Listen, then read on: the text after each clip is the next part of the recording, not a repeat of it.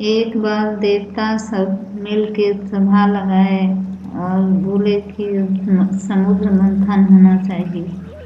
अगर समुद्र मंथन नहीं होगा तो राक्षस सबसे हम लोग त्राही त्राही हो गए, अब नहीं बच पाएंगे। इसके लिए अब क्या करना चाहिए?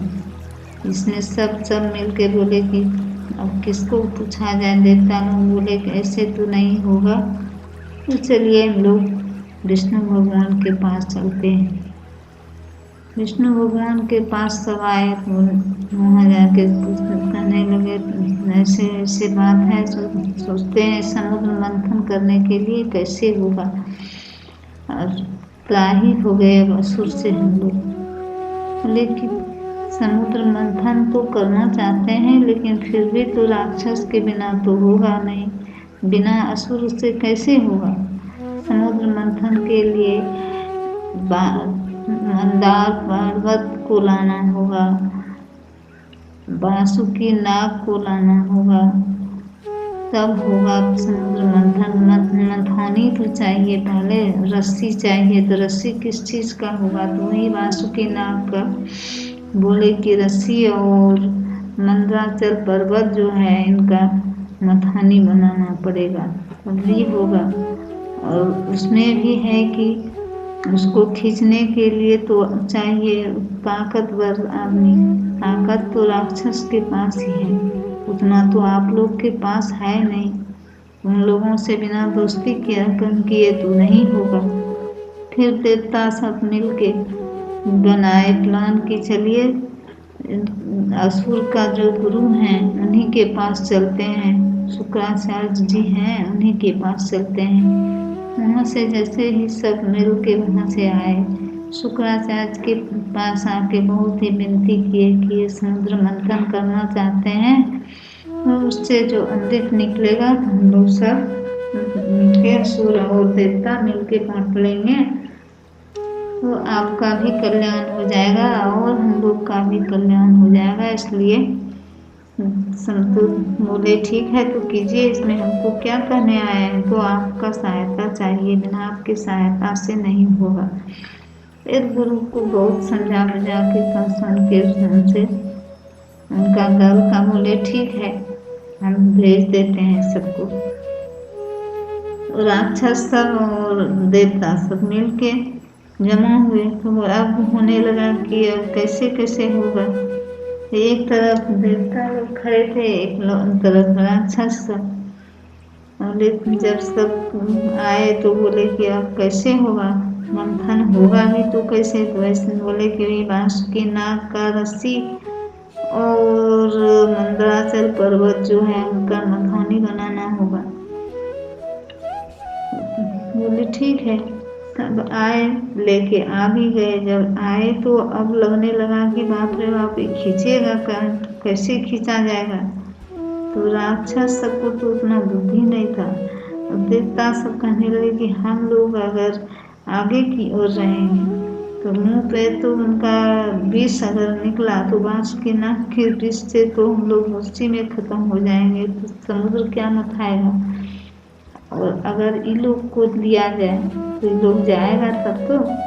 और इसका भी विचार विष्णु भगवान ही करेंगे। फिर विष्णु भगवान वहाँ से नारद जी को बुलाए, बोले कि ऐसे ऐसे वहाँ हो रहा है, आप जाके व्यवस्था कर दीजिए। नारद जी आए, जैसे ही आए तो यहाँ तो झगड़ा हो रहा था। असुर कहते थे कि हम पिछली तरफ में रहेंगे और देवता कहते थे कि हम रहेंगे। इसमें जैसे ही वो आए तो बोले कि मेरा राजा है अभी तो हम रहेंगे। बोले क्या बात है, क्या है आप लोग इस तरह कर रहे हैं। तो देखिए ऐसे ऐसे समुद्र मंथन का विचार हो रहा है, तो ठीक तो बढ़िया बात है तो कीजिए। तो इसके लिए हम जहाँ कहते हैं कि हम रहेंगे पूछ के तरफ, और ये लोग कहते हैं कि हम रहेंगे पूछ के तरफ। अब आप ही बताइए कि किधर किसको रहना है। तो बोले भाग किसका बढ़िया होता है, मुंह के तरफ की पूछ के तरफ। की भाग तो अच्छा मुंह के तरफ ही होता है। तब तो हम राजा हैं तो हम बताएंगे कि कौन रहेगा इधर कौन रहेगा उधर। ठीक है आप ही बताइए। कि कौन रहेगा उधर, कौन रहेगा इधर। तब बोले, वो तो बोल दिए कि भाग्य तो उसका आगे रहता है, मुंह वाला ही बढ़िया होता है। तो बोले ये लोग, राक्षस सबको मन में हो गया तो हम ही लोग रहेंगे मुंह के तरफ। जैसे ही वो बोल दिए कि हाँ हम लोग रहेंगे मुंह के तरफ, ठीक है, राक्षस सबको दे दिए मुंह के तरफ और देवता सब रह गए पूछ की तरफ। नथानी में लपेटाया गया, जैसे बांध के चलाना शुरू किया तो डगमग डगमग करता था, अस्थिर ही नहीं हो रहा था, अब कैसे होगा। तब फिर विष्णु भगवान ने कच्छप रूप धारण किए, वहाँ से लेके आए, वहाँ अंदर गए समुद्र में। जैसे ही उस मंदराचल पर्वत के नीचे घुसे कि पर्वत स्थिर हो गया, उसके बाद मंथन शुरू हुआ। जब मंथन शुरू हुआ तो खींचते खींचते खींचते खींचते थोड़ा देर के बाद जब बहुत खिंचाया, बहुत मंथन हुआ, तब वहां से समुद्र से 14 रत्न निकला है। उसमें से धन्वंतरी, ऋषि, पारिजात फूल, ऐरावत हाथी, बाजीश्रवा घोड़ा और बहुत सब रत्न निकला था। लक्ष्मी और अमृत और विष बाद में, इसके बाद अमृत का घड़ा तो सबसे बाद में निकला, उसके सब निकलते गया और इंद्रलोक भेजते गए। लास्ट में जब लक्ष्मी माता निकली तो लक्ष्मी माता को राक्षस सब हल्ला करने लगा कि हम लेंगे, वो हम लेंगे करना शुरू कर दिए। अब पूरा हंगामा शुरू हो गया। लक्ष्मी माता डर गई कि अब क्या होगा, अब क्या होगा, और बहुत जल्दी से वहाँ से निकली और ब्रह्मा जी के पास चले गए। ब्रह्मा जी तो सृष्टि करता थे। ब्रह्मा जी बोले कि ठीक है, इनका कर्म बनता है कि इनको अपने से स्वेच्छा से स्त्री को छोड़ देना चाहिए, जिनको पति चुनेगी वही उनका पति हो जाएगा। तब फिर वो तो लक्ष्मी माता तो जैसे ही सभा लगाए तो विष्णु भगवान एक तरफ में चुपचाप बैठे थे और राक्षस सबको भी बैठाया गया। काहे बुद्धि से काम लेना होता था। तो लक्ष्मी माता के हाथ में जैसे ही माला दिए तो खुशी हो गई, तुरंत जाके विष्णु भगवान को पहना दिए और विष्णु भगवान की पत्नी हो गई लक्ष्मी माता। तो फिर गुस्सा रह गया राक्षस सबको। इसके बाद विष का प्याला शुरू हुआ, घड़ा निकलना शुरू हुआ। जैसे ही घड़ा निकला कि छल छल इधर उधर छिटकना शुरू हो गया, झगड़ा करना शुरू कर दिए ये लोग। तो देखता है विष है, अब वो चाहता था कि विष इसको दे दें, देवता को पिला दें, कभी इसको पिला दें। तो फिर तुरंत नारद जी शंकर जी के पास गए, बोले क्या भगवान नारायण नारायण करते हुए वहाँ गए। बोले कि ऐसे ऐसे तो समुद्र मंथन हो रहा है और आप सोए ही हैं। तो पार्वती माता को गुस्सा भी आ गया कि मंथन हो रहा है तो पहले बुलाए नहीं और अभी क्यों बुला रहे हैं। लेकिन फिर भी तो भोलेनाथ ही थे। फिर गए, जैसे ही वहाँ गए तो देखते हैं वहाँ तो झगड़ा हो रहा था विष के लिए। फिर विष को उठा के और शंकर जी पी लिए, कंठ पे ही वो रखे हैं उस विष को, जिसके चलते उनका पूरा गला नीला पड़ गया था। अभी भी उनका नाम नीलकंठ भी एक नाम है भोलेनाथ का। उसी दिन से उनका नाम नीलकंठ भी पड़ गया। और जो इधर उधर नीचे थोड़ा बहुत छिटका वही विष पड़ गया है। बिरनी, खोटा, चींटी, जितना भी बिच्छू, सर्प, सब जो है विष के लिया है वही विष का अंश लोग को भी पड़ गया है, सब जीव जंतु को। और उसके बाद जीव जब सब कुछ खत्म हो गया, उसके बाद अमृत का घड़ा उधर से निकला। जैसे ही अमृत का घड़ा निकला कि राक्षस सब लेके भाग गया। अब तो हम पूरा हाहाकार हो गया, अब क्या हुआ, अब क्या हुआ, ये तो लेके भाग गया, आप कैसे लाएंगे, राक्षस से तो कोई पार नहीं सकेगा। लेकिन अब तो अमृत का घड़ा ही पार हो गया। तुरंत विष्णु भगवान को पता लगा कि ऐसे ऐसे हो गया। बोले अच्छा देखते हैं उसका भी उपाय हुआ।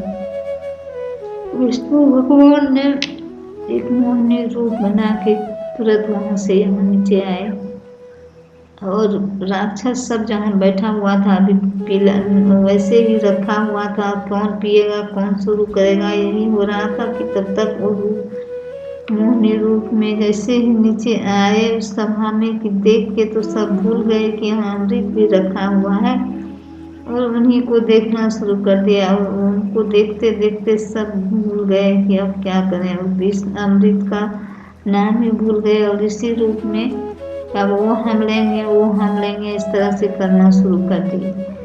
तो नाचते गाना गाते खूब मोहिनी इधर से उधर उधर से इधर करते करते करते करते तब बोले कि है देखिए आप लोग झगड़ा झंझट नहीं कीजिए, और इसको हम बांट देते हैं बराबर बराबर सबको, देवता को भी और दानव को भी।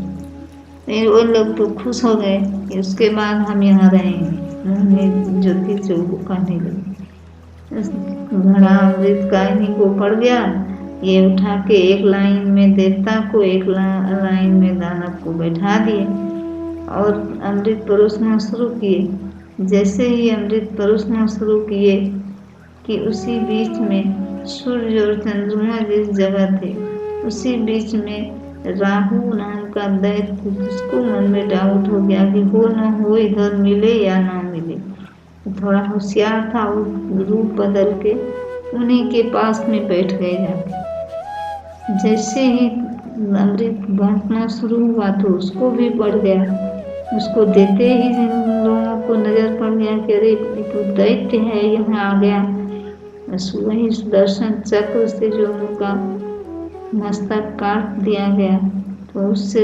राहु जो था धड़ रह गया और ऊपर जो कटा भाग केतु बन गया। उस दिन से राहु केतु का उत्पत्ति हो गया। यही सूर्य भगवान और चंद्रमा में जिस दिन चंद्र ग्रहण और सूर्य ग्रहण जो होता है वही राहु केतु ग्रसित करते हैं इनको। उसी दिन से इन पे गुस्सा हो गया कि आप ही इनको बता दिए और मेरा सर कट गया। तो सब दिन आपको ग्रहण जो लगता है उसी में राहु केतु ही ग्रसित करते हैं भगवान को।